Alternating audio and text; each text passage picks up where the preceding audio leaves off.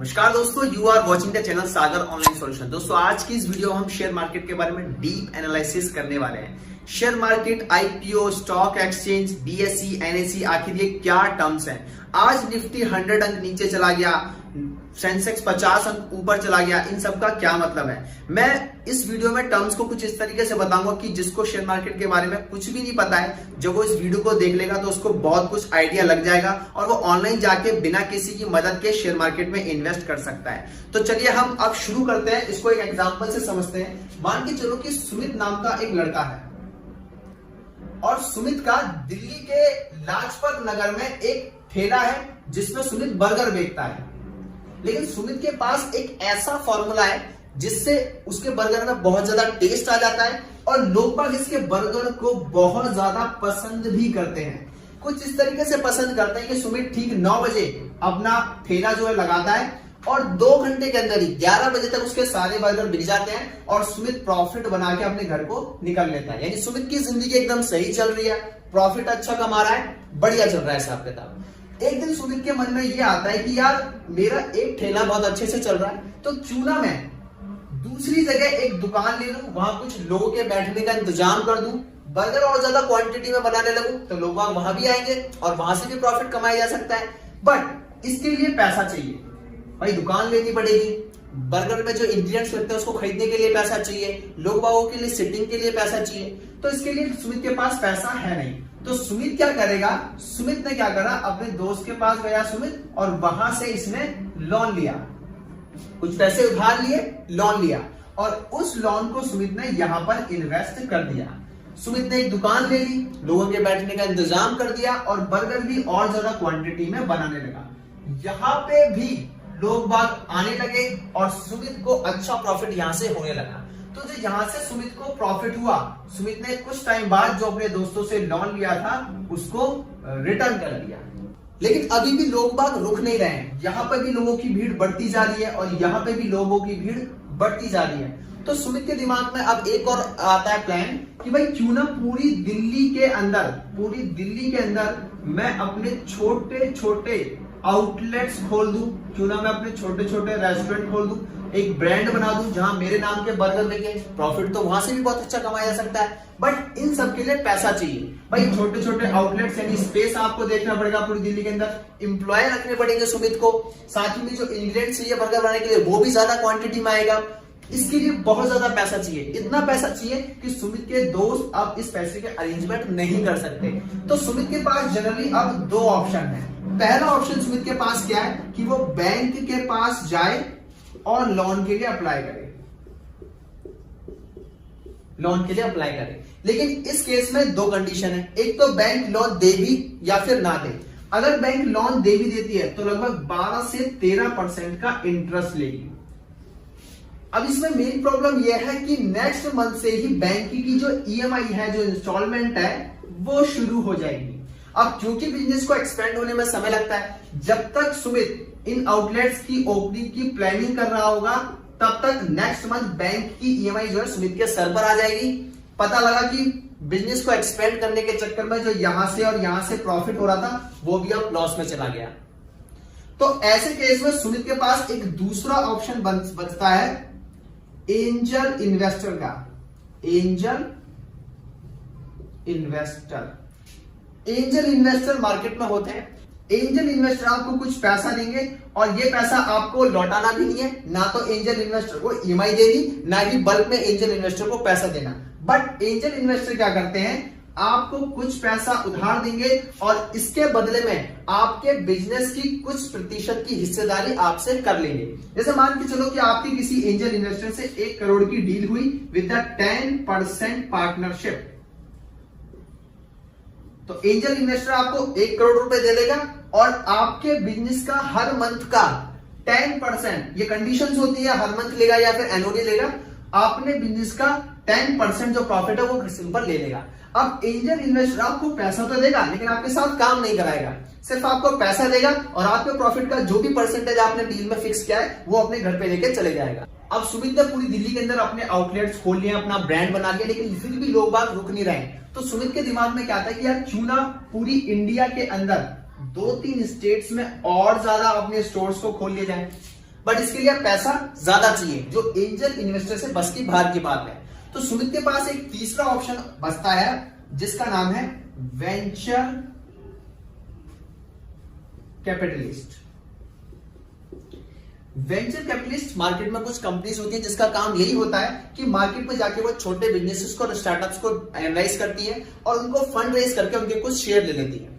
Venture specialist के पास एक capability होती है कि वो ज्यादा अमाउंट का फंड जो है रेज कर सके। अब आप में से कई लोगों के दिमाग में यह रहा होगा कि सर हमारा प्रोडक्ट भी बहुत अच्छा है, हमारे पास भी बड़े बड़े आइडियाज हैं, तो आखिर ये एंजल इन्वेस्टर और वेंचर कैपिटलिस्ट मिलते कहां पर है? तो आपको सिर्फ एक सर्च करना है और आपको कोई भी एक गुड फाइनेंशियल एडवाइजर या फिर इन्वेस्टर बैंकर को हायर करना है। ये आपकी एक बढ़िया सी फाइल बनाएंगे और आपकी बात को आगे पहुंचा लेंगे।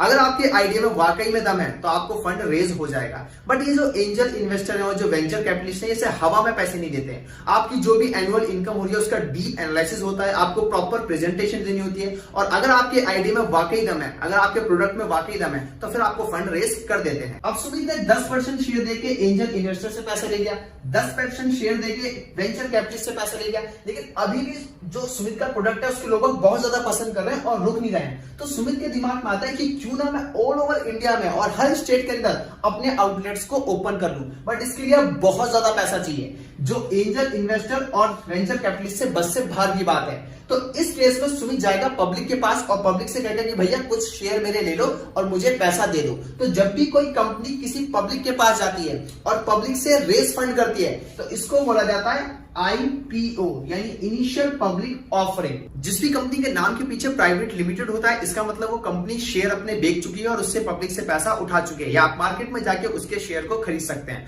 अब क्योंकि सुमित ने जो बिजनेस है ये अकेले स्टार्ट किया था, लेकिन सुमित के प्रोडक्ट में दम था, इसीलिए सब कमा रहे हैं, इन्वेस्टर कमा रहे हैं, हर कोई सुमित के बिजनेस से कमा रहा है। इसीलिए बिजनेस में पैसे ज्यादा इंपॉर्टेंट है, प्रोडक्ट में दम होना। अगर आपका प्रोडक्ट अच्छा है तो आपका बिजनेस जल्दी एक्सपेंड करेगा जिससे सब लोग कमाएंगे। अब ये जो IPO अनाउंस करना होता है, ऐसा नहीं कि आप लाउड स्पीकर लेके लोगों के पास जा रहे हैं अनाउंस करने कि भाई मैं पब्लिक अपना IPO लॉन्च कर रहा हूं और आप मेरे शेयर खरीदिए और मुझे पैसा दीजिए। इसका एक पूरा एक पर्टिकुलर प्रोसेस होता है। अब सुमित को अपना IPO लॉन्च करने के लिए एक इन्वेस्टमेंट बैंकर हायर करना पड़ेगा। वो बैंकर सारी एलिजिबिलिटी कंडीशन को चेक करेगा। बहुत सारी एलिजिबिलिटी कंडीशंस होती हैं जिसमें से एक कंडीशन तो ये कि आपका डेली का टर्नओवर 10 लाख से ज्यादा का होना चाहिए। तो सारी एलिजिबिलिटी कंडीशन को इन्वेस्टमेंट बैंकर चेक करेगा। साथ ही में ये पूछेगा कि आप कितने शेयर देंगे, आपको कितना फंड रेज करना है, और इसके बाद आपकी फाइल को सेबी के पास पहुंचा दिया जाएगा। सेबी एक बार आपकी फाइल को जब अप्रूव कर देगी तब आप अपना IPO जो है लॉन्च कर सकते हैं। बिना सेबी से अप्रूव हुए आपका IPO लॉन्च नहीं हो सकता। एक बार सेबी से आपकी फाइल अप्रूव होते ही आपको स्टॉक एक्सचेंज को एक एप्लीकेशन लिखनी होगी। उस एप्लीकेशन में आप जितने नंबर ऑफ शेयर्स IPO में ले जाना चाहते हैं वो सब लिस्ट आउट होंगे। साथ ही में आपको प्राइसिंग भी डिसाइड करनी होगी कि आप IPO में अपने एक शेयर का प्राइस कितना रखना चाहते हैं। जैसे पेटीएम ने जब अपना IPO लॉन्च किया था तो उन्होंने एक शेयर का प्राइस 2130 रुपए रखा था और इसके बाद 18,300 करोड़ का उन्होंने फंड रेज किया था। यानी जब भी आप IPO लॉन्च करेंगे तो पूरी तरीके से आपके ऊपर होगा कि आप अपने एक शेयर का प्राइस कितना रखेंगे। बट आपको ये एक लिमिट से ज्यादा भी नहीं रखना है, क्योंकि अगर लोगों ने आपका IPO नहीं खरीदा तो आपका सारा पैसा वेस्ट चले जाएगा। क्योंकि एक IPO लॉन्च करने में लगभग 6 से 7 करोड़ रुपए खर्च होते हैं मार्केटिंग वगैरह में, और मान के चलो कि 90% लोगों ने आपका जो IPO है वो नहीं खरीदा तो आपका पैसा वेस्ट चले जाएगा। साथ ही में जो आपको रेज फंड होना था वो भी नहीं हो पाएगा। इसीलिए आपको IPO में शेयर का प्राइस ऐसा रखना है जिससे लोग आपके शेयर को खरीदें। आप देखेंगे IPO जो होते हैं एक पर्टिकुलर टाइम पे लॉन्च होते हैं, पर्टिकुलर टाइम पीरियड पे लॉन्च होते हैं जब मार्केट हाई होता है, यानी लोगों की परचेसिंग पावर हाई होती है। आप देखेंगे कोविड में कोई भी IPO नहीं आ रहा था, बल्कि जो आने वाले थे वो भी IPO सब होल्ड पे हो गए थे। अब कंपनी ने अपना जो IPO लॉन्च कर दिया और जो फंड रेज हुआ उसको लेकर कंपनी अपने काम पर लग जाती है ना, अपना प्रॉफिट बनाने पर लग जाती है। अब मार्केट नीचे जाए ऊपर जाए या पर्टिकुलर उस कंपनी का शेयर ऊपर जाए नीचे जाए, इससे कंपनी को कोई फर्क नहीं पड़ता।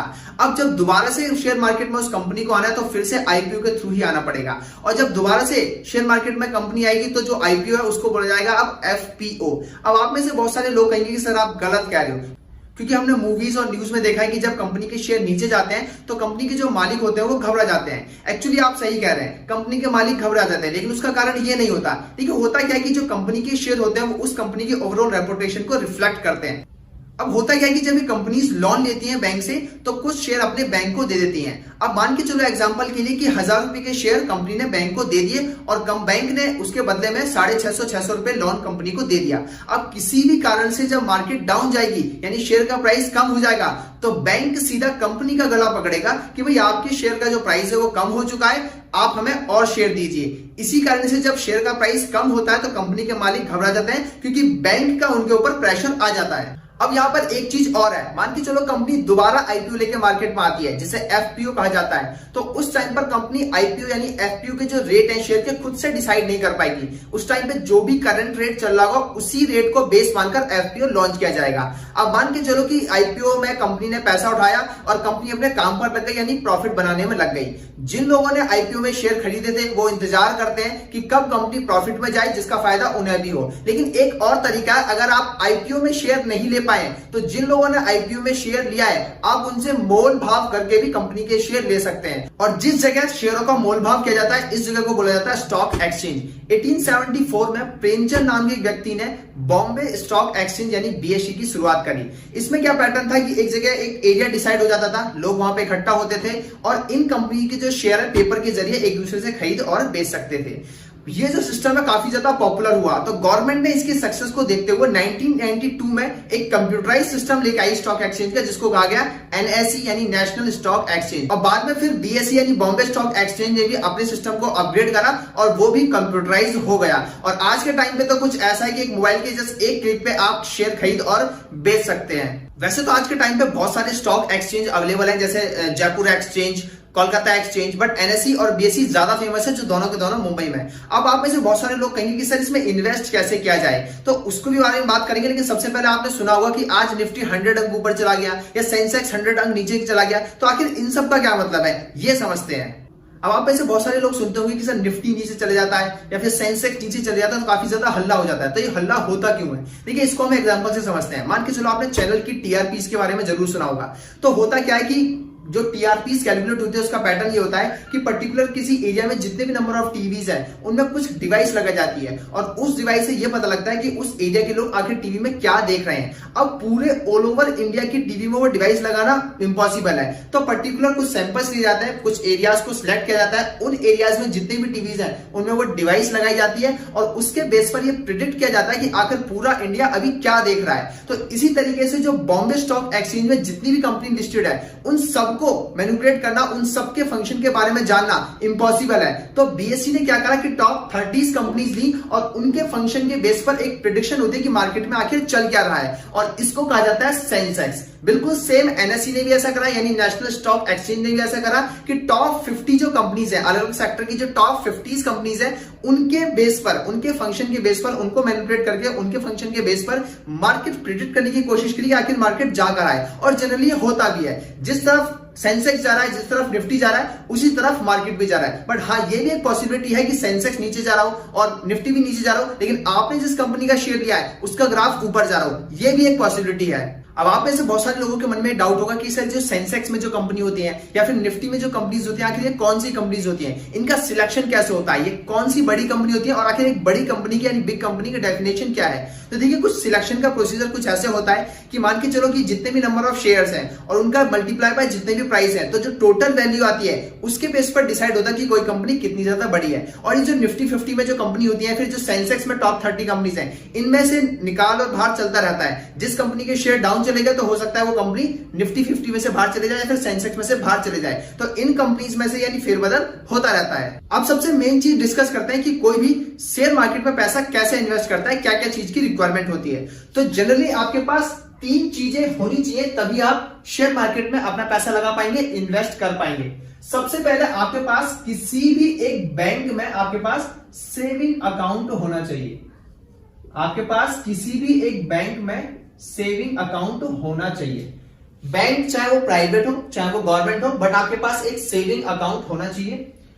दूसरा आपके पास एक डीमैट अकाउंट होना चाहिए। आपके पास एक डीमैट अकाउंट होना चाहिए। अभी डीमेट अकाउंट कहां खुलवा सकते हो, क्योंकि सेविंग अकाउंट तो पता है कि हम बैंक में खुलवा सकते हैं, आपने बता दिया प्राइवेट या गवर्नमेंट किसी भी बैंक में खुलवा लो, तो सेविंग अकाउंट का तो सर हमें पता है कि हम बैंक में खुलवा सकते हैं, लेकिन ये डीमेट अकाउंट कहां खुलवाएं? तो डीमेट अकाउंट खुलवाने के लिए कुछ एप्लीकेशन है जिसका लिंक आपको इस वीडियो के डिस्क्रिप्शन में मिल जाएगा। आप ज़ीरोधा पर खुलवा सकते हैं, आप एंजल वन पे खुलवा सकते हैं, आप ग्रो ऐप पे खुलवा सकते हैं, और भी कई सारी एप्लीकेशन है जिन्हें ब्रोकर कहा जाता है, तो आप डीमेट अकाउंट अपना इन पे खुलवा सकते हैं। बट डीमेट अकाउंट ओपन करने से पहले आपके पास एक सेविंग अकाउंट होना बहुत ज्यादा जरूरी है। तीसरा, आपके पास एक ट्रेडिंग अकाउंट भी होना चाहिए। यहां पे आपके पास एक ट्रेडिंग अकाउंट भी होना चाहिए। तो ये तीन चीजें आपके पास होनी चाहिए, जब भी आप शेयर मार्केट में अपने पैसे इन्वेस्ट कर पाएंगे, पैसा लगा पाएंगे। सेविंग अकाउंट, डीमेट अकाउंट और ट्रेडिंग अकाउंट। अब कैसे आप शेयर मार्केट में पैसे लगा सकते हैं, इसको एक एग्जांपल से समझते हैं कि मान के चलो कि आपके सेविंग अकाउंट में आपका पैसा पड़ा हुआ है, यानी आपके वॉलेट में आपका पैसा पड़ा हुआ है। मान के चलो आपके पास एक वॉलेट है, उसमें आपका पैसा पड़ा हुआ है, और आप किसी शॉप पे जाते हैं कुछ चीज परचेज करने। मान के चलो आपको शर्ट परचेज करनी है, तो जब आप शर्ट परचेज करते हैं तो आपने अपने वॉलेट से पैसा दिया और शर्ट लेके अपने बैग में रख ली। तो आपने जो वॉलेट से पैसा दिया वो एक्चुअली आपका सेविंग अकाउंट था, तो आपने सेविंग अकाउंट से पैसा दिया, और जो शर्ट है वो शेयर है, कंपनी के शेयर है, और उसको लेकर आपने जो बैग में रखा है वो एक्चुअली में डीमेट अकाउंट है। तो आपने सेविंग अकाउंट में से पैसा लिया और शेयर खरीदे और डीमेट अकाउंट में रख लिया। यही प्रोसीजर होता है जनरली शेयर को खरीदने का, कि आपको अपने बैंक में से, जो भी आपका बैंक में अकाउंट है, जो भी आपका सेविंग अकाउंट है, वहां से पैसा लेना है, शेयर परचेज करने हैं और अपने डीमेट अकाउंट में रख लेना है। जिस तरीके से सेविंग अकाउंट में आप अपना बैलेंस देखते हैं कि कितना आपके पास पैसा है, इसी तरीके से डीमेट अकाउंट में आप देखते हैं कि आपने कौन सी कंपनी के शेयर लिए हैं और कितने शेयर कौन से प्राइसेस पे अभी चल रहे हैं। ये सारी चीजें आप डीमेट अकाउंट के अंदर देखते हैं।